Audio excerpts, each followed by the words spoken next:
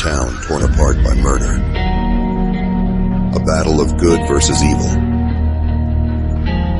A fight to secure a conviction. And a long, painfully bittersweet victory. A quiet peace. A sigh of relief.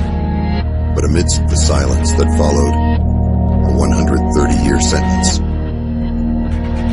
The hellish times returns. A newspaper editor, a controversial YouTuber, a bag of narcotics, and an elaborate setup to frame an innocent man. A murder. The hellish nightmare returns. Now, the watchdogs are here. The fight for the truth.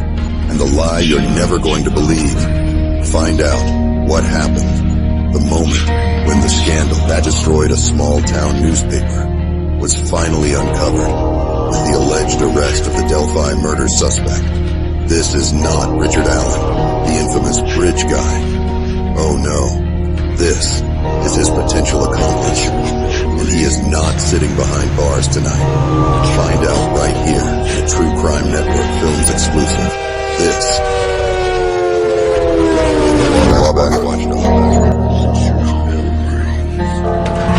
It's time to unlock it all. It may be today,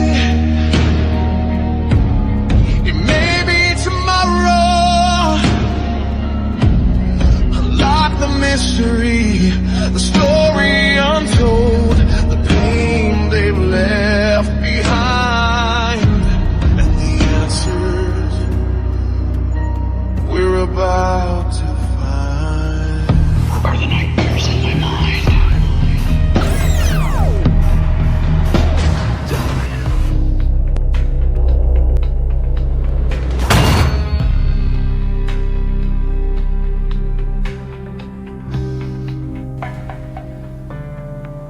Slow steps on the rickety high bridge. in the heart of Delphi, Indiana, a community already scarred by a decade-old unsolved murder. The truth is again under siege. However, this time, the corruption does not lie within shadowed trails or creekbacks, but behind desks, under glaring newsroom lights, and within unsettling private messages. The Carroll County Comet, a long-standing symbol of local journalism integrity, has crumbled under the weight of scandal. At the very center stands Anthony Greeno, a controversial YouTube personality, and Holly Eitenmiller, the paper's editor, whose actions have shattered trust, manipulated media ethics, and created an alarming trail of deception and manipulation. But this story didn't begin in May. It began years ago, when reputations were still intact and ambitions were pure. Backgrounds and breaking points. Can I have you fateful? He'll pat you down real quick.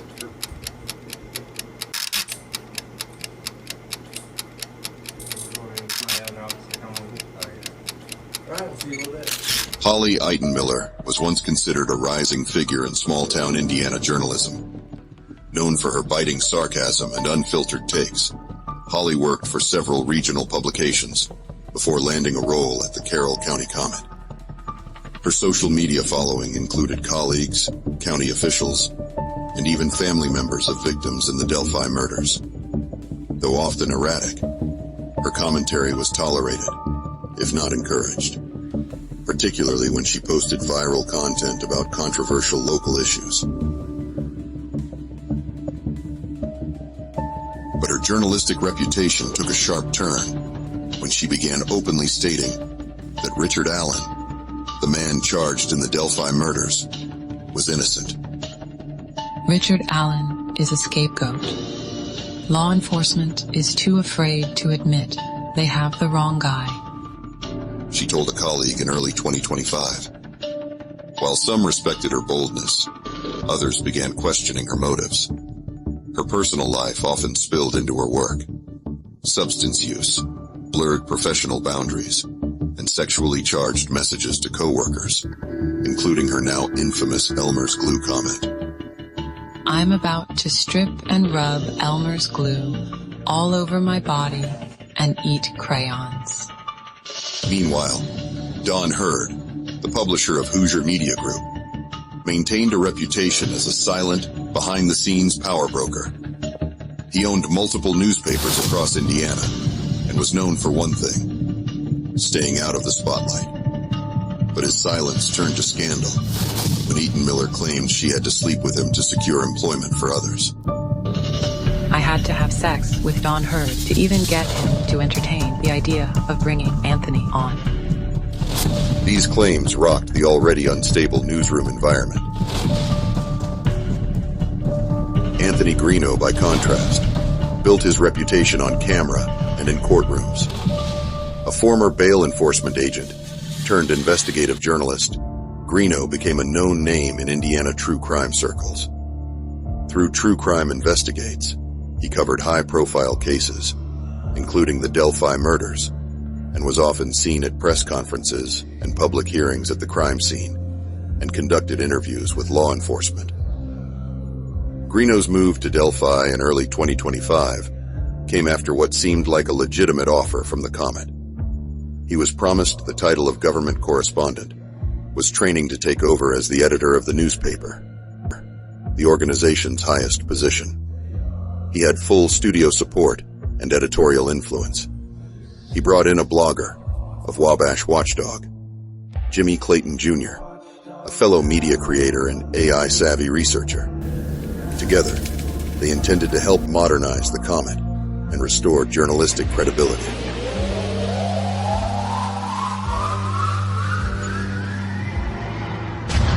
The setup and collapse. On May 2nd, 2025, Holly led Greeno and Clayton into the Delphi Chamber of Commerce building, with keys in hand. She told them the city had abandoned the property and instructed them to take items like an overhead projector and courthouse chair.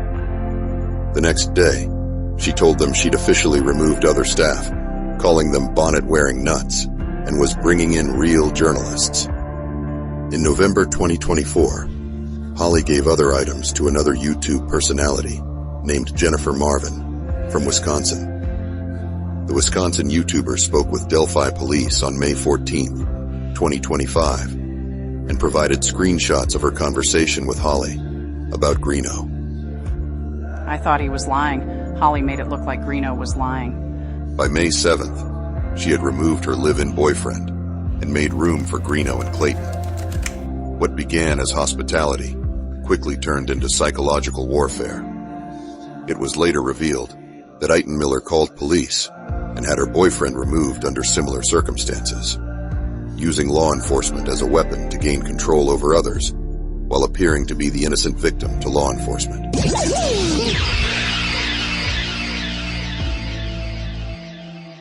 On May 9th, Greeno fell asleep in Holly's apartment. That night, she sent a series of increasingly erratic messages. First, she confided in Clayton. We don't need Anthony anymore. He's a distraction. I'm the Comet.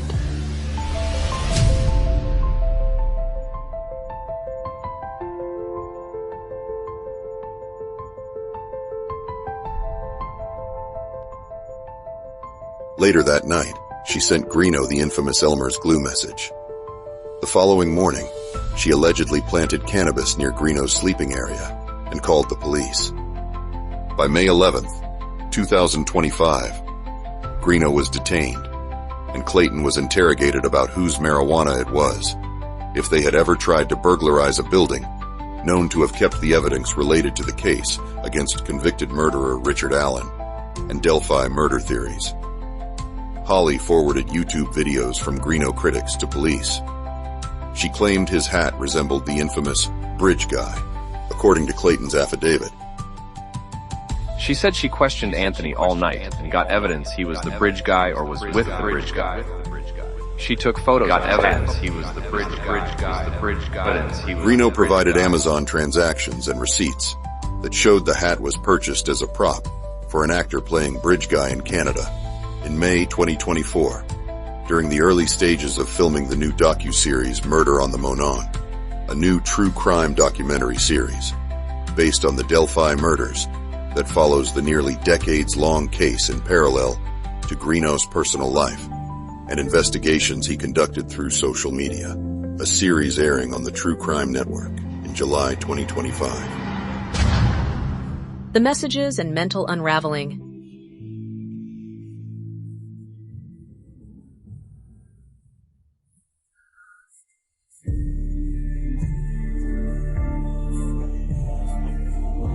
The screenshots from Holly to Greeno that followed paint a disturbing picture.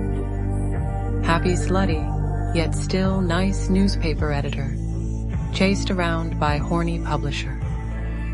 So I've been smoking crack. That drug dealer lied to me. I'm on the verge of having a full porn script with images and names. I might let you target me and involve our porn stars. Referring to public officials in an adult-themed parody play, Holly wrote in a drunken stupor. Clayton Miller goes on to say, This is unethical, but who cares? But who cares? But who cares? We're going to tear this county apart. We're going to play good cop, bad cop. I'm the good cop. The Comet is going to be the happy, slappy ding-dong.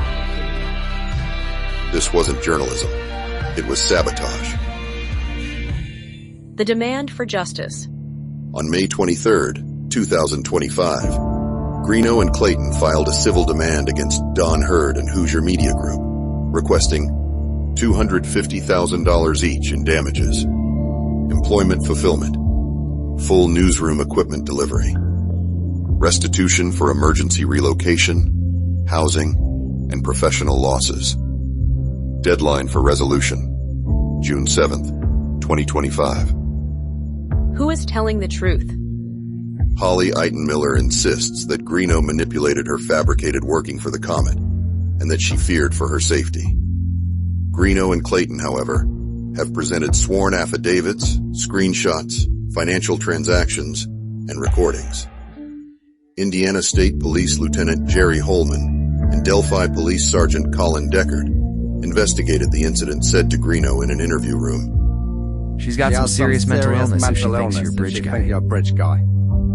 As public scrutiny builds, media ethics experts have already weighed in. It appears to be a case of reverse manipulation, weaponizing access and authority inside a newsroom to target journalists who were trying to do their jobs. If Holly's claims about Richard Allen being innocent are based on genuine belief, it doesn't excuse the personal destruction she initiated. If Greeno and Clayton are telling the truth, and the documents appear to support them, then this case is no longer about Delphi's past. It's about the present, and who still controls the narrative. Anthony Greeno said in his interview, I smoke marijuana. I certainly wouldn't. If you caught me red-handed, I'm here to tell you that is not my bag of weed. But I'm here to tell you that is not my bag of weed. Is a lie, and what Holly is saying, I can prove it. Just look at the text. She's lying, and I can prove it. Just look at the texts she sent me. Sergeant Deckard opened the text thread from Holly. In those messages, it was clear who was telling the truth. The most compelling evidence against Eiten Miller, who claimed Greeno never worked at the newspaper, was simply two words. You're hired. You're hired. Greeno goes on to say, The only narrative that should be pushed is the truth. And the truth may never have come to light, and an innocent man could be sitting in jail right now if it weren't for the courageous efforts of Jimmie Clayton, who stood up for the truth. I owe him a huge thank you for doing the right thing. The Public Reckoning. True Crime Investigates will live stream it.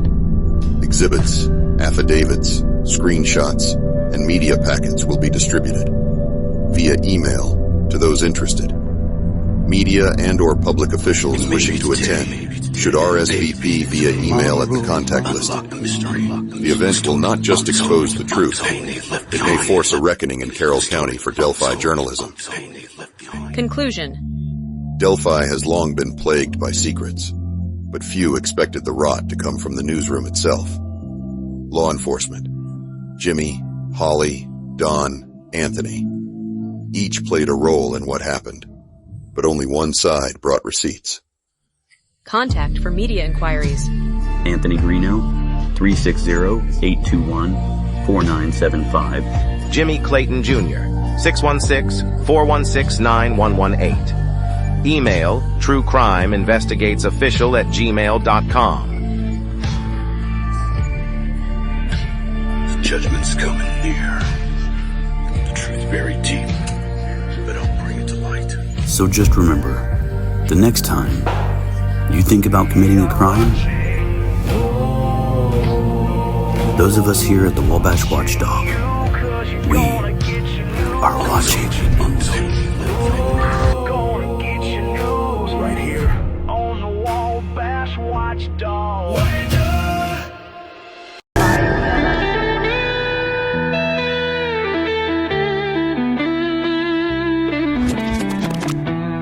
Murder on the Monarch. It echoes through the years.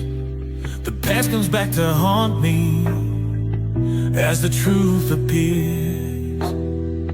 On the high bridge called the Monarch, mystery unwinds.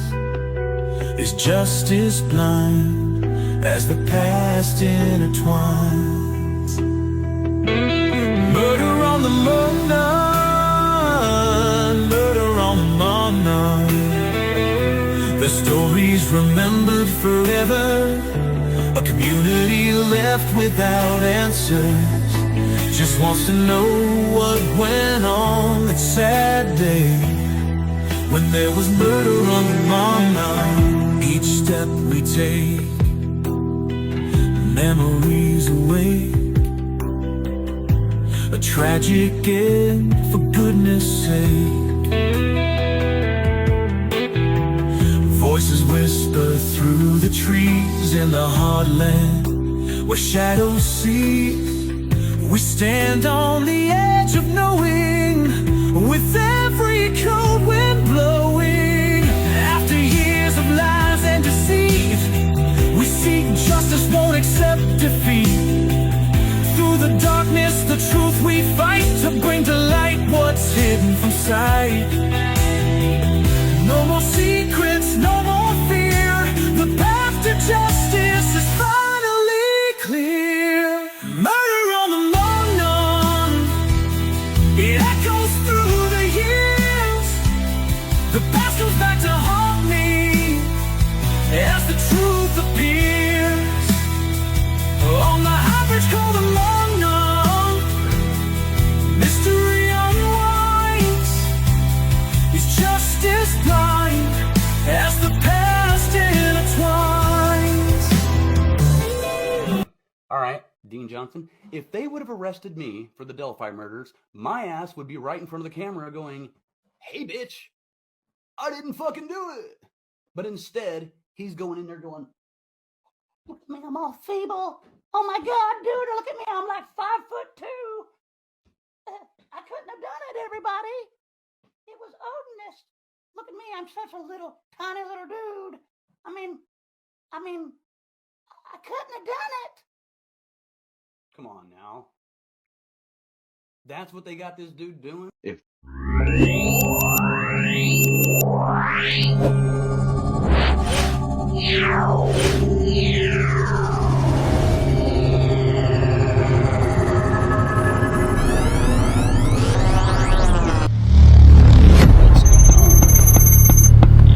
come holler at me, bitch. Come on, bitch.